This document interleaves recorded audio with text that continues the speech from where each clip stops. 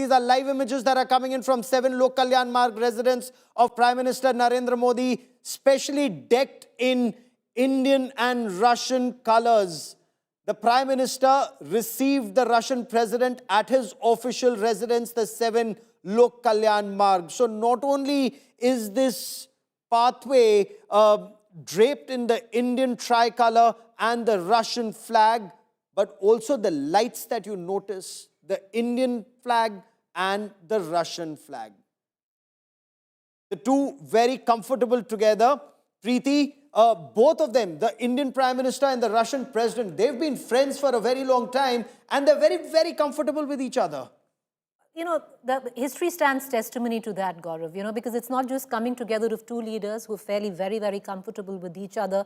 And, you know, if you're looking at photo opportunity and that one moment, it was there, you were reporting through it, you know, in where the SCO summit was concerned. So even there, because in diplomacy, so much is read in terms of just body language, and there seems to be a sense of ease here. Having said that, there's a larger context to it. This friendship is born out of a legacy, Gaurav, where the two countries, Russia and India, have stood by each other. Okay, that's the first picture of the two of them together in the car, in Prime Minister Narendra Modi's car. So the first image that we showed you, the two of them getting together in that vehicle at Palam Technical Area. And this is a selfie. It's actually a picture that's been taken by somebody on the front seat of the Toyota. And they're very, very comfortable together. Prime Minister Narendra Modi and the Russian President Vladimir Putin. In Tianjin, we saw President Putin wait quite some time for the Prime Minister to arrive, and then the two sat in the car and had a long conversation, and then they drove out together.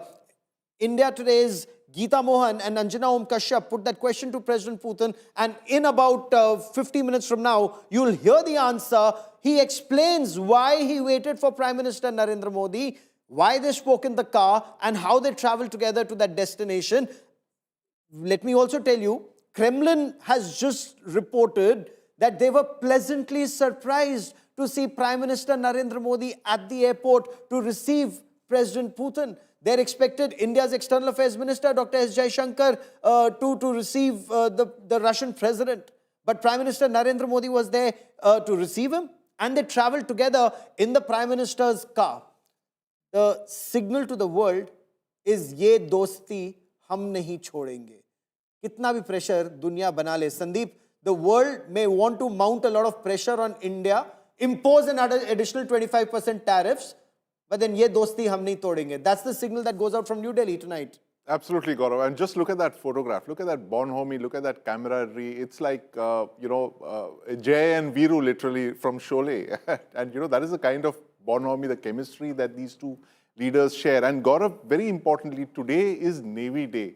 And I have to raise this here, the fact that it was 54 years back tonight that the Indian Navy carried out one of the most devastating naval attacks in the 20th century, when they used Russian-supplied equipment, Russian missile boats, Russian P-15 missiles to inflict a very big, catastrophic naval defeat on the Pakistan Navy. They bombed sank Karachi. 3 ships. They bombed Karachi, and this was it. December 4th, 1971. It was this night, 54 years back, that the Indian Navy made its fiery debut in this war, the 14-day war against Pakistan. And that war, again, Gaurav, could not have been possible but for Russian hardware. So you're literally looking at the anniversary of that great moment 54 years back. And it continues, Gaurav. That support from Russia continues with the BrahMos missiles, with the S-400, and let's not forget, with the diplomatic support that Russia gives us on the world stage. It was the vetoes. So give me a moment as I try and bring in a perspective from Moscow. I have Fred Wire joining me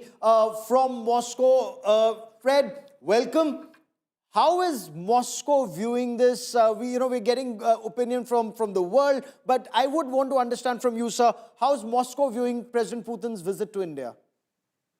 Well, it's always a big deal. I mean, these summits have been a regular feature since the 90s. Post-Soviet feature, and it has always loomed large on Russian diplomatic agenda.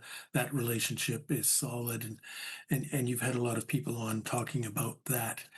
But it is changing, And one of the things that is driving that change is the Ukraine war, which has been a catalyst. It's accelerating all the global shifts that have been taking place. And one of the things that's happened is that Russia has decided that its former aspirations to integrate economically, to some extent politically, especially with Europe. It was a big thing in the first decade of the Putin era. That's finished.